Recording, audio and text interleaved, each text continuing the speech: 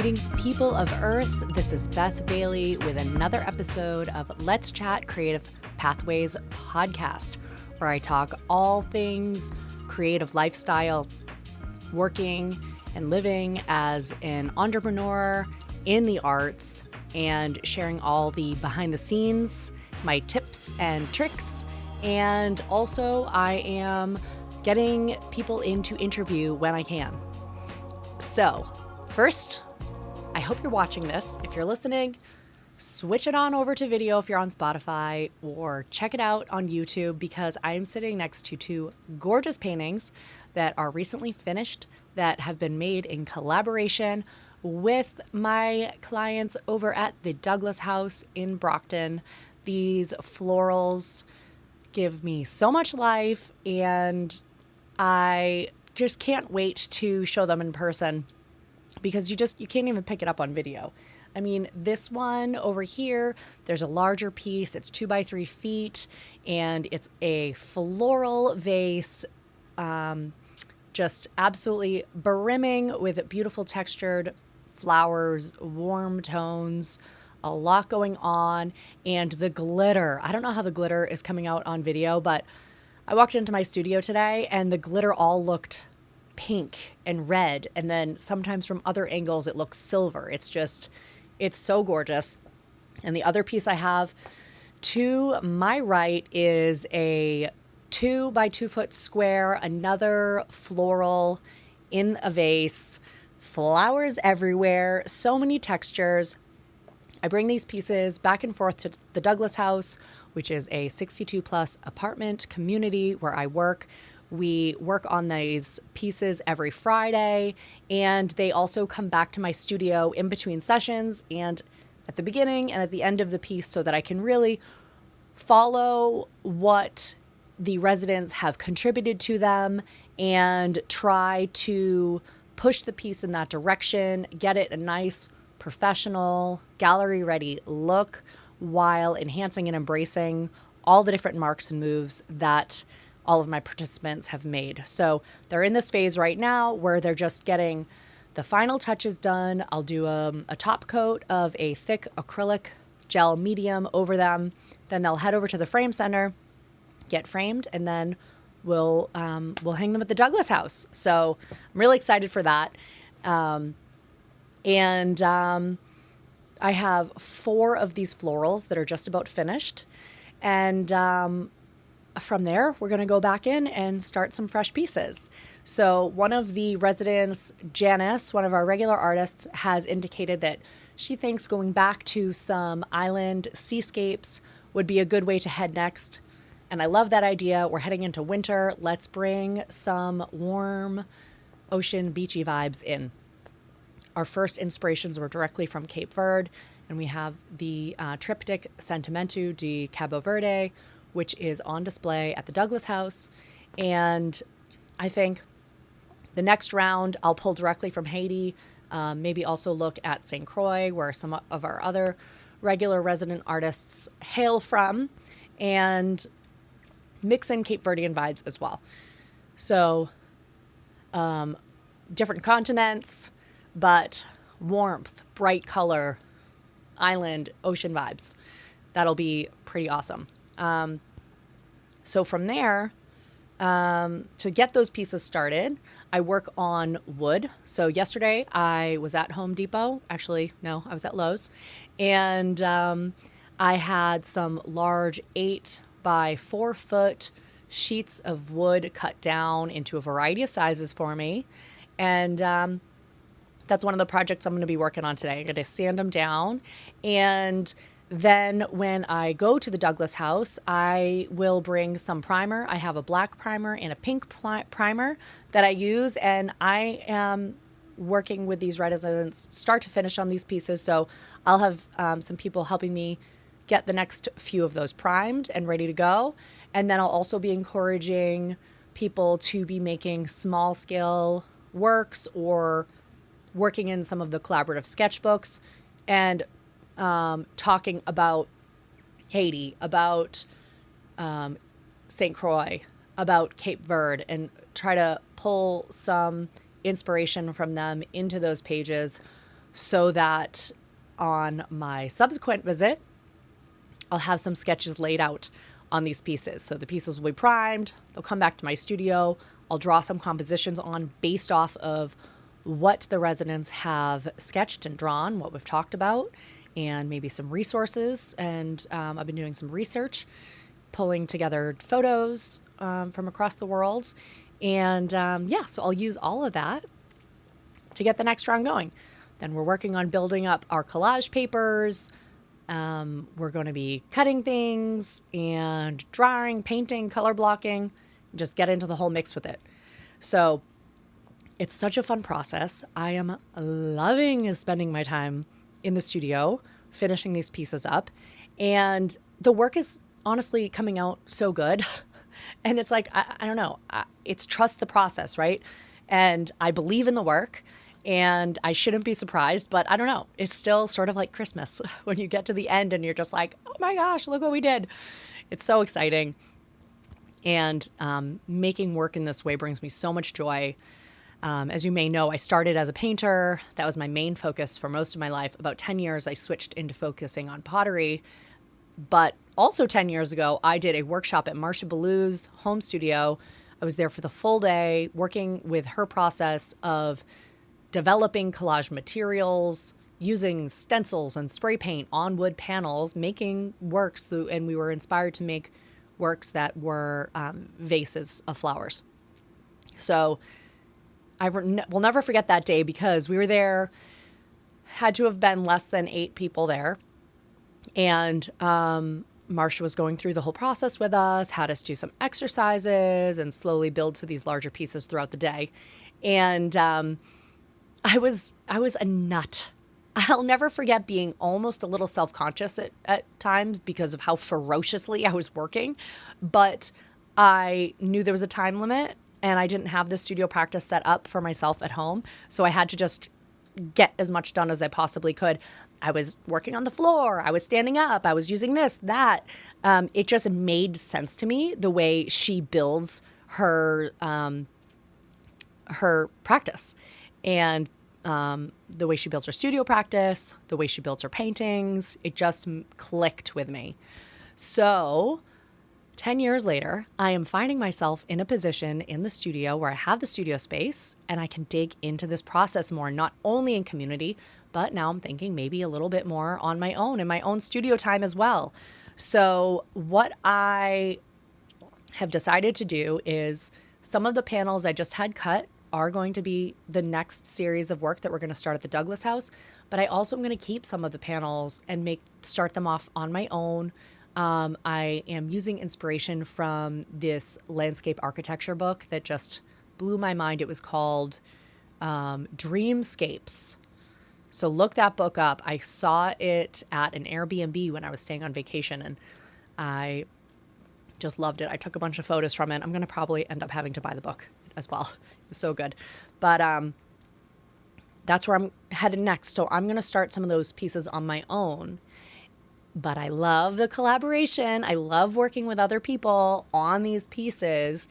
And so I've realized it's going to fit a need that I have, which is I get offers to do one-time workshops with Creative Pathways frequently. And I've really been kind of kicking the can down the road on that one because the reason these works come out so beautifully is because of the amount of time that go into them. So these pieces, for example, have been at the Douglas House for months. We've been working on them, at least 8 sessions. These pieces have been worked on by people at the Douglas House. And then they're also coming back to my studio. I'm taking time. I'm making sure they're ushering through in a visually legible way. And you just can't do that in a one-off workshop. So my new idea, always get another one. And I got a good opportunity for this one because my dear friend Jess over at Levitate is trying to get an visual artist meetup going regularly at Levitate, and she wants some sort of activity for visual artists. So she asked if I could do some sort of Creative Pathways event. So I'm putting this together in my head. So like I said, some of the panels I'm going to start on my own. And what I'm going to do is those are the panels that are going to come with me to these one-time workshops. So there'll be one station at a one-time workshop, maybe we're together for 2 hours, where people will get to rotate through and work on some of these collaborative pieces that I've started. And then also there'll be other stations where they'll be making smaller scale works using the same materials and processes, which I'll be demonstrating, to make their own small scale pieces. Because I do believe at a workshop when you go, it is important to have some sort of a take home. And so that'll be the take home. So they'll make the small piece, they'll be collaboratively working on the large pieces.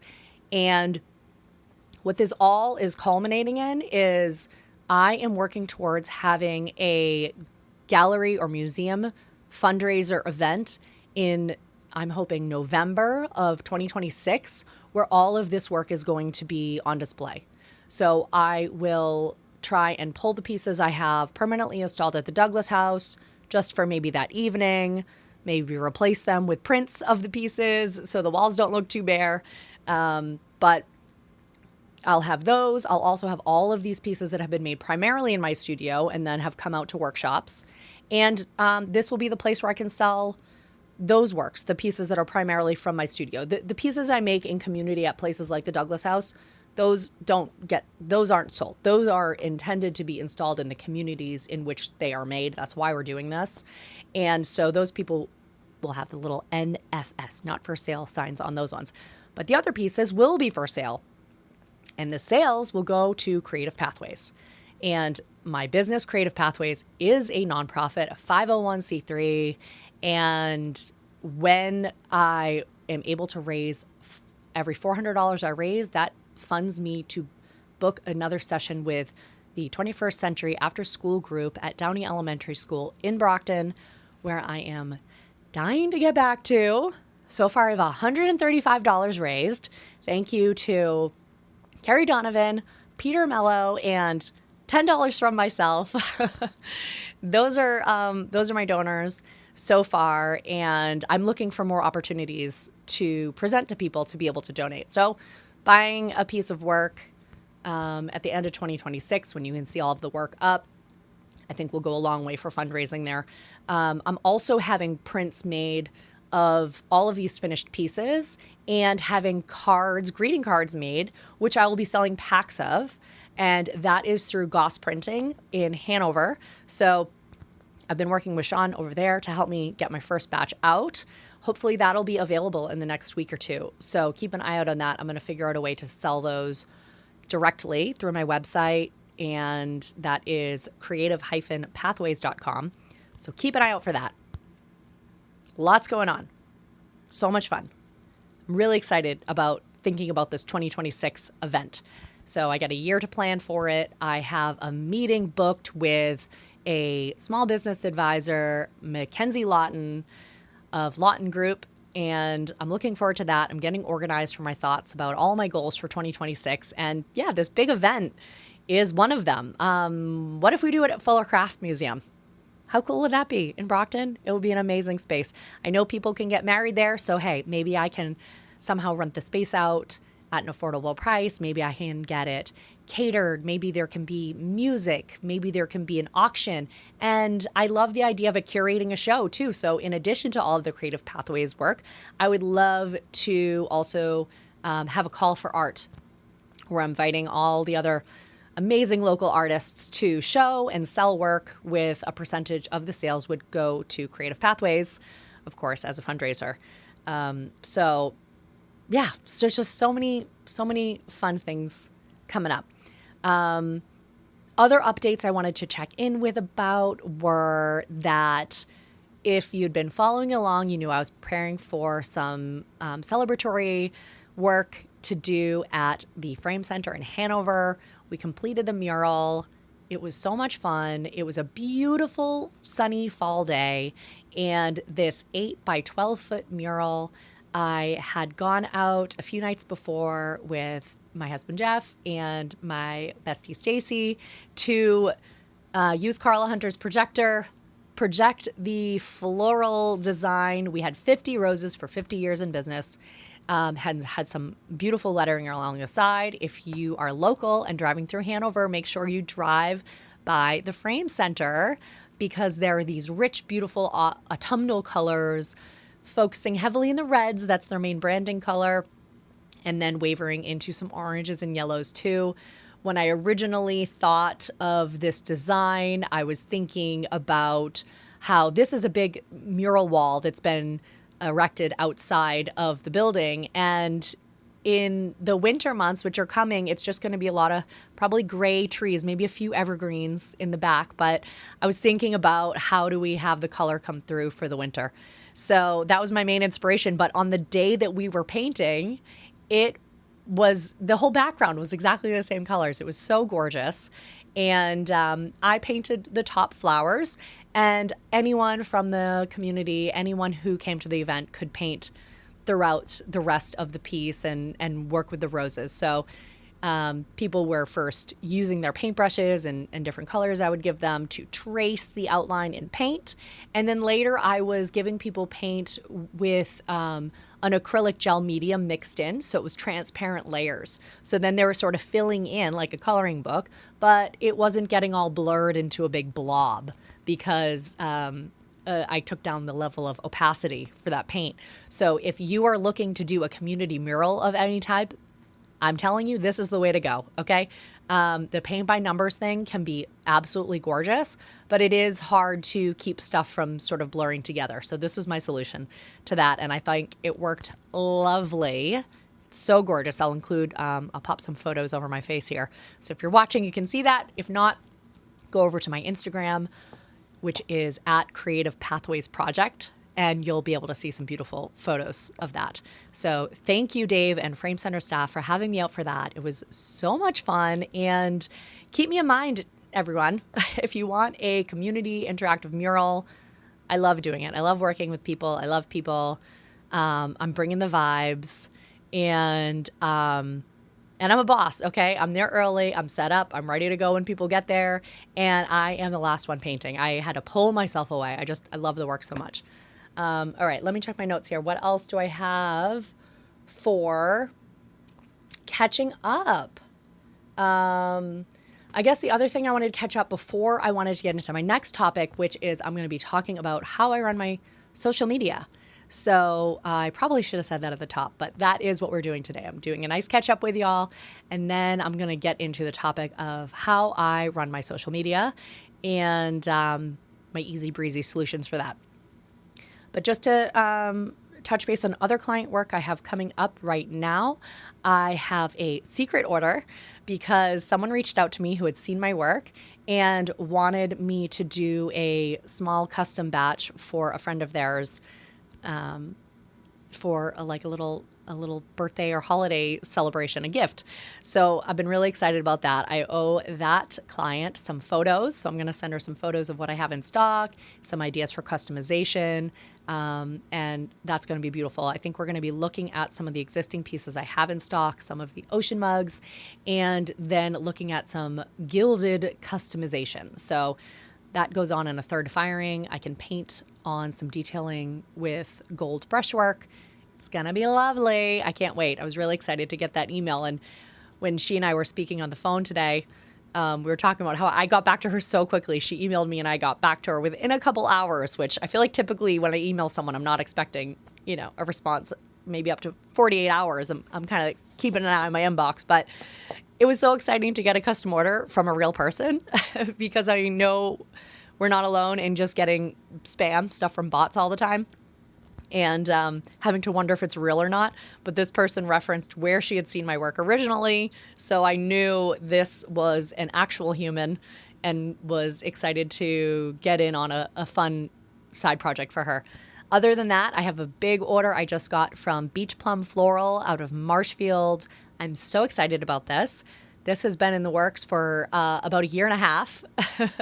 Jill and I have been whenever we see each other, we're like, we got to do that. Let's do that order. And so finally things have come together, and I am going to be hauling ass in the studio, getting a nice batch of work over to her because she opens up her beautiful barn in Marshfield for holiday sales for several weekends in December. I shopped there last year. I bought some work. Actually, I bought some beautiful dried flowered two-dimensional work that her mom made, and I gifted to my mom. So I get to see that whenever I'm visiting my mom. And I'm really excited to be a part of it this year, that I'm going to have work available for purchase there. And today I was looking at the special type of vases that she has that are essentially a variety of different bowl shapes that have those flower frogs. They're like these little, probably 1-inch circle diameters with little needles popping up out of it. And so that gets adhered into the bottom of the bowl, and that's how you attach all the flowers onto that piece. So you can have these big, beautiful, lush florals. And hello, with these paintings I'm sitting next to right now, big, beautiful, overflowing bouquets has been on the brain. So I'm really excited for that. And I can't wait to incorporate the design of the bowls that I'm doing for her into these paintings. It's all the same thing. Everything all swirls together. So super excited about that and where that could possibly take us going on from there. So, all right, so let's dig in to my social media strategy.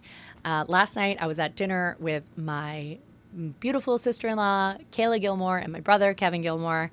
And Kevin was like, how's Creative Pathways going? You have so much going on. You look so busy. And of course, I appreciate that. And I do have a lot going on. But I could tell, he's probably scrolling through my Instagram and seeing how much I have going on, how much I have up there. And what I said to him, I was like, it does look like it's, an insane amount of output that I have. But in reality, my social media strategy is just to post whenever I'm working for that day. I just post what I'm working on. Okay. I have some notes here because I want to make sure I hit you guys all of it. So yeah, I'm here to tell you that most people are working on something every day, right? This is my job. So I'm at work. I share what I'm working on. Okay. So if you have a side hustle that you're doing after work, just snap a quick picture and post that. So everyone's doing something almost every day. And I have 3, sometimes 4 days a week to work. This week I have 1.5 days to work because life and momming and sick kids and different things like that come up.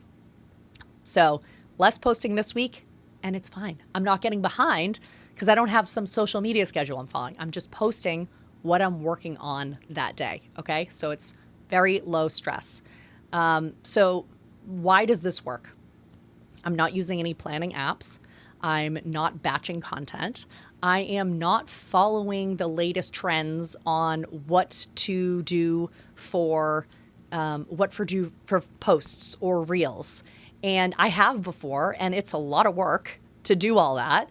And it has helped me organize my thoughts at different times, and maybe even earlier in my creative career where I was still sort of finding my voice. Turns out your voice is just your voice. And I find that typically every issue there is like overthinking it.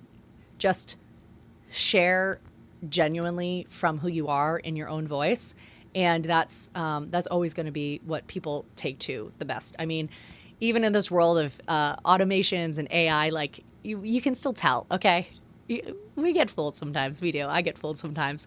I often now have to look up, is that AI or real? It is usually AI. Okay, so we do get fooled.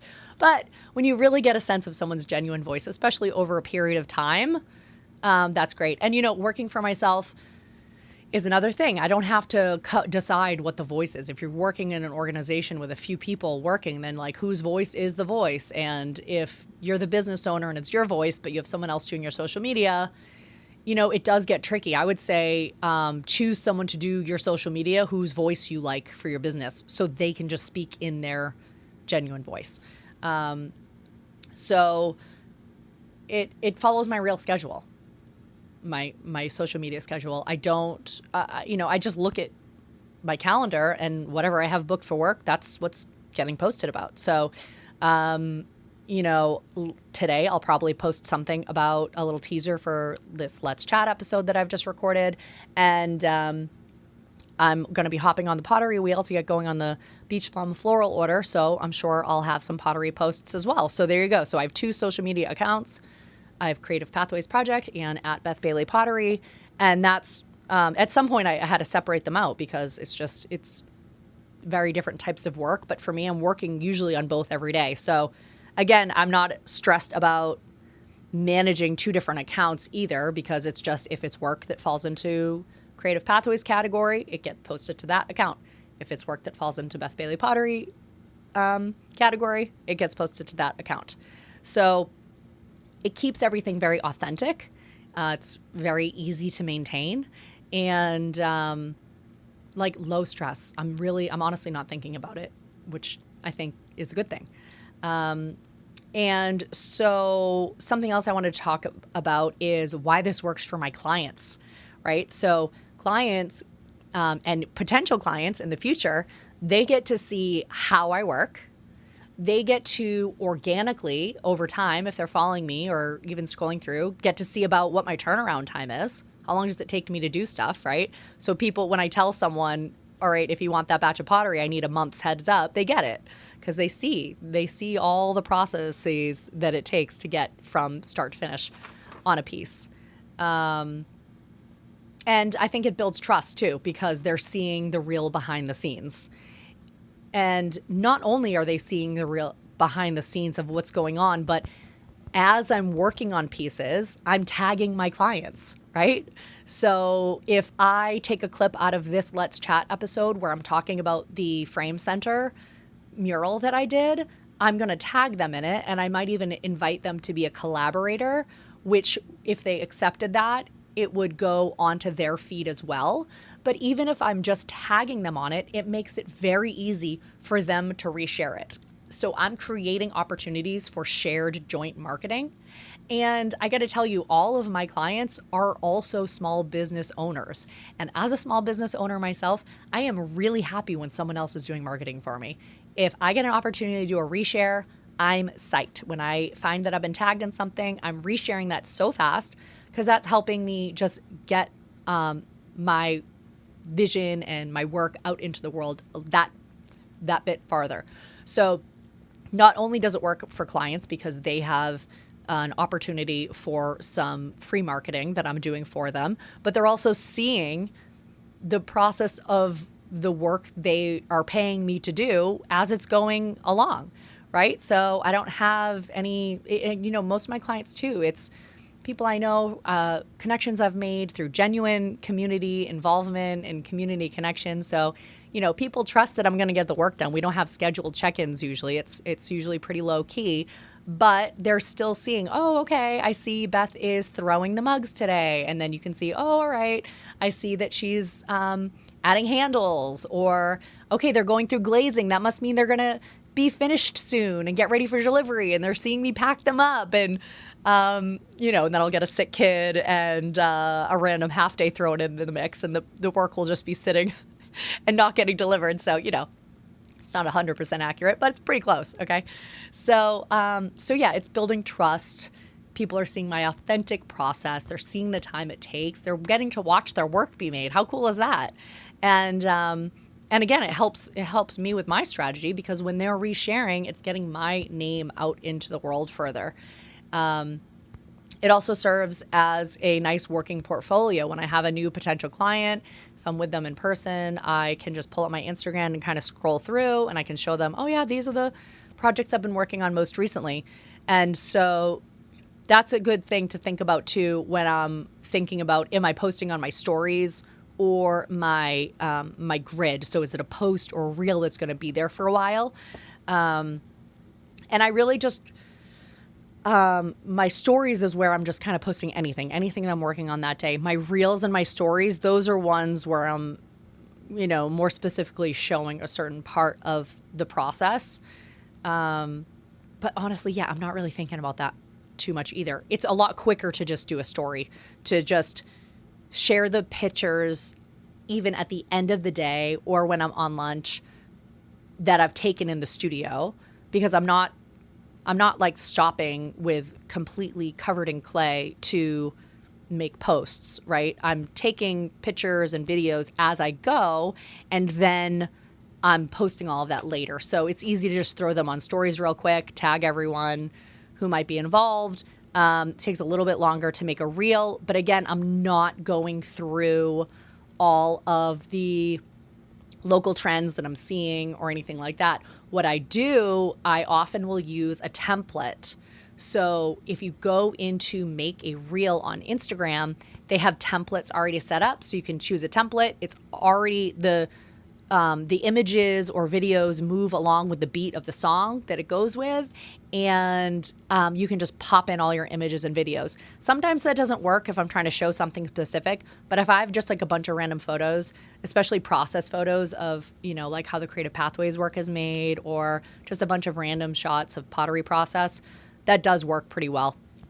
And then when I'm scrolling on Instagram myself, if I find some audio I really like, I save it. So, when I go to make a reel or a post, I oftentimes just go into my saved music, and then I'll throw in a few images or pictures to go along with that. I'm trying to do this as quickly as possible. I'm not overthinking it. I'm not spending a lot of time. I'm not making sure I'm finding the best trending audio, although they do offer you that. So, getting the trending audio, what people are mostly using right now, sometimes that might be helpful for views. But again, back to the fact that typically my clients are local people, small businesses who I have met through genuine community connection, being at events. Like the first time I met Jill from Beach Plum Floral was a year and a half ago at a garden soiree she was having, hosted, I think, primarily by Christina of Macaroni Kids South Shore. That was in her garden. It was fantastic. But that was just like a thing I went to with friends. So that was a genuine community connection opportunity that led eventually to this wholesale order. Same thing, like all the work I do with the Frame Center, I was in Frame Center getting work framed for my own home, and started chatting with Dave, and all of a sudden I'm booked on the podcast and getting orders to do the window painting, the mural, all this stuff, right? So all of that to say that I'm not really watching my follower count or trying to do the most trending thing, because that's not where my business comes from. I think that my clients that I have, that I send there, are happy to be able to see my work in progress for all the reasons I've already outlined, but I'm not looking to find clients online. So that might be different for your business for a number of reasons. That's not how my business model works. All of my financing comes from direct community connection. Even at the Douglas House, that was because the program manager there, Kelly, reached out to Zayu Zhao, who runs 101 Art Studio, an amazing community arts education studio in Quincy Center. And Zayu doesn't run programming offsite, and Kelly wanted people to come there. So Zayu sent Kelly to me, and there you go. So so I would say, for most people, I don't know. I guess it really depends on your business. I think don't worry about the online sales portion of it. Maybe you need to. So in conclusion, my feed it's a reflection of my creative calendar. It is not planned out ahead of time, but I am planning my calendar out. I know what client work I have. I know what my due dates are. I know I'm doing something in the studio that day or off on site. So that's what you'll see. And I'm recording this on October 30th, 2025. So scroll back to my feed around that date and see if you can put some of that together of what I've been posting and what I've been talking about over the last couple weeks. So I hope some of this has been helpful to you all. I am so excited to get some more episodes out to you. I had one booked this week. I had to reschedule because I had a sick kid.